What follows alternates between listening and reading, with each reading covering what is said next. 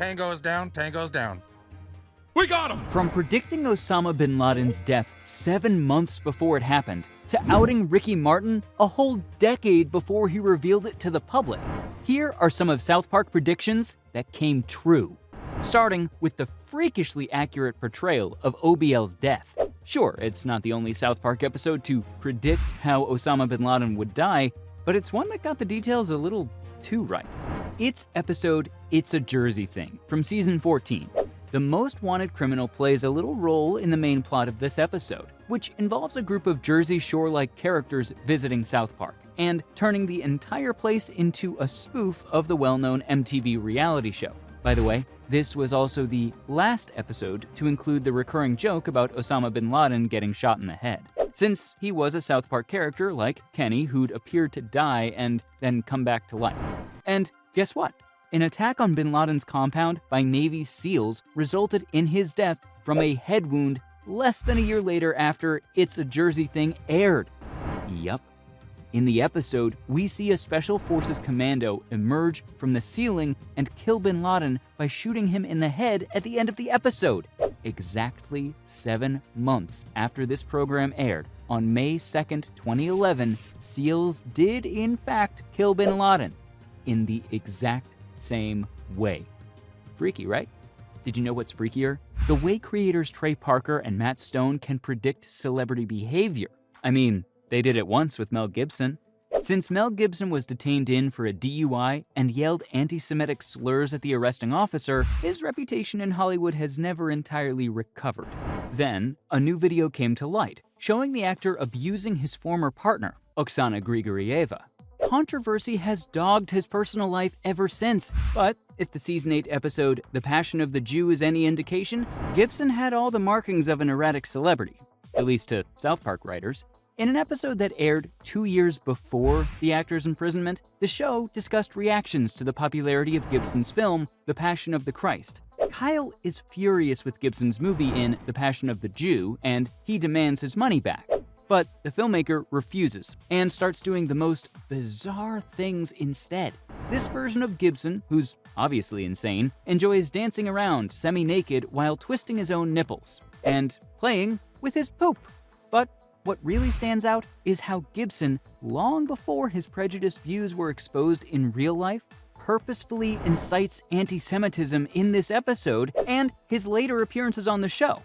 Sadly, Mel Gibson was portrayed pretty accurately by South Park, despite the fact that when this episode came out, it counted as defamation. Since then, controversy has surrounded Gibson's private life. But I'm just shocked at Parker and Stone's ability to know which celebrity will act out, because they did it again with Miley Cyrus.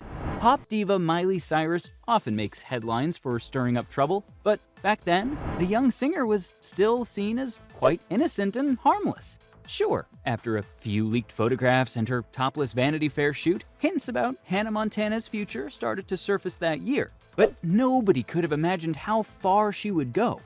Aside from South Park, of course. In season 12, the episode Britney's New Look parodied how cruelly the media handled Spears after her 2007 breakdown. It really is an eye-opening and chilling episode, even if they wrap it all up in a bundle of craziness. Anyway, it's revealed at the end of the episode that Britney was driven to the point of death as a part of a ritual required to produce a strong maize crop. Insane, right? After her passing, a newscaster highlights Miley Cyrus, suggesting that she's emerging as the next big pop star and dropping hints that she'll be the next person the media focuses on. Surprise, surprise, her career did explode shortly after, as the episode foretold, and some of her fans were turned off by her quick image changes and stylistic experiments. Cyrus suffered very harsh media scrutiny in 2013 and throughout 2014, with many sensationalized articles and stories around her, much like what happened with Spears. But unlike cartoon Britney, she seems to have come out of that crazy period relatively unharmed. Anyway, celebrity meltdowns weren't the only thing they've predicted with a 100% accuracy rate. These guys got political movements right down to the T, or should I say, down to the weed? Even by the standards of the show, Medicinal Fried Chicken is a particularly absurd episode of South Park. Its main plot centers around Cartman's struggle to find a KFC, when new laws make the restaurant illegal in some areas and legalize recreational marijuana. Cartman's neighborhood KFC is then replaced with a weed shop. Back then, the show's depiction of Colorado's legalization of recreational marijuana was inaccurate. But it did get approved by 2012. Only 2 years separate fiction from reality in this specific case, making this prediction noteworthy for coming true so soon after the episode aired. But this wasn't the only thing they got right in the episode. In February 2018, operational issues compelled KFC to temporarily close more than 75% of its UK locations, depriving customers of the fried chicken they so desperately craved for. Some people chose more drastic ways to cope, purchasing KFC buckets on eBay for more than $100 each. Instead of just waiting for the company to reopen, or simply frying their own chicken. Unbelievably, South Park predicted the concept of an underground KFC market in 2010 as a part of the episode's primary plot. So, we know that after marijuana becomes legal, a medical weed dispensary temporarily replaces the neighborhood KFC in South Park, which pissed the locals off. Fans of the program weren't surprised to see that Cartman takes advantage of this situation by reselling KFC buckets on the underground market. The fried chicken black market featured in the show was entirely the creation of writer Trey Parker. 8 whole years before life imitated art. The main plot itself was inspired by a real-world marijuana shop in Los Angeles that was formerly a KFC. Neat. Hang on to your chicken wings, though, because they got a certain political outrage right, too. Remember the episode Chef Goes Nanners? The main plot of this episode is a very somber one, an issue that's only grown more and more since the 2020s. It revolves around a disagreement about the town's horrendously racist flag, with some saying it should be changed and others saying it should be kept for historical purposes. On October 18, 2017, attorneys for Mississippi, the last state in the country to use racist iconography, testified before the U.S. Supreme Court that the battle emblem didn't violate anyone's civil rights and would continue to be displayed on the flag in the face of a lawsuit calling for its removal. In the episode, the show highlighted the continuous struggle to get rid of what many people consider to be a racist symbol. So, it's interesting to see how South Park foresaw that, and that at least in Mississippi, demonstrations against the Confederate symbol would finally fail. There was also a movement to have certain sports teams' names changed, and to remove mascots that were deemed offensive. Ring a bell?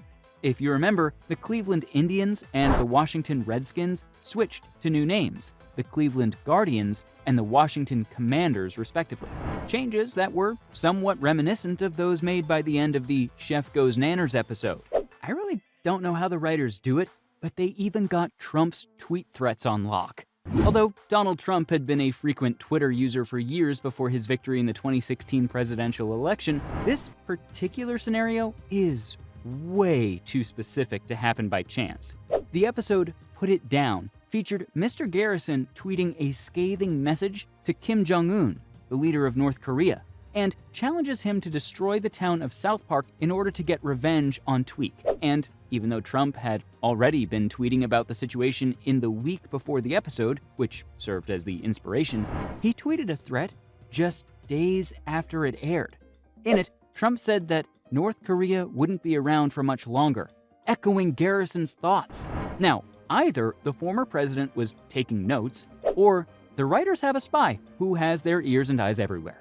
Or they're just a bunch of geniuses who've got some sort of superpowers. By the way, remember when Ricky Martin came out as gay? Yep, they predicted that too, a whole 10 years in advance. In Season 3, Episode 8, we see Stan being forced to socialize with children like Pip and Butters at a party he doesn't want to be at. At the same time, Randy and another parent named Gerald share a unique experience in a hot tub. Later, Randy overhears two people discussing a person's sexual orientation. Even though Randy initially believes they're discussing him, it turns out they were discussing Puerto Rican singer Ricky Martin. The fact that he's gay, in particular, who would have thunk that in 2010, more than 10 years after the show aired, Ricky Martin did finally come out.